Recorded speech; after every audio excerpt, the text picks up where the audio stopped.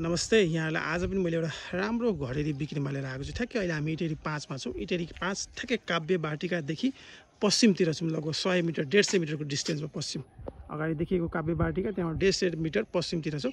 ठ्याक्कै यो देवकोटा मार्गमा छौँ। जग्गा हेर्न सक्नुहुन्छ, यो देखिएको पश्चिमतिरको सिमाना भयो। यो 20 फिटको पिच बाटोमा छ। यता यो पश्चिमतिरको सिमाना 1 कट्ठा जग्गा छ, दक्षिण मोडा भएको छ। यो 20 फिटको पिच बाटो छ। त्यसपछि लगभग 70-75 फिट जस्तो, 75 फिटभन्दा माथि मुख हुन्छ यसको। त्यही अनुसार पछाडि लम्बाइ हुन्छ। 1 कट्ठा जग्गा छ। ठ्याक्कै पछुर्की चोकतिरबाट आउनुपर्ने हुन्छ। अगाडि यहाँ वडा कार्यालय पनि नजिकै भएको, स्वास्थ्य चौकी सबै नजिकै छ। यो देखेको यतासम्म पर्छ। यहाँलाई म चारैतिरको लोकेसन एकचोटि यहाँलाई घुमाएर देखाइदिउँ। सबै ठाउँमा वरिपरि लोकेसन हेर्न सक्नुहुन्छ। राम्रो बसोबास भएको एरिया छ।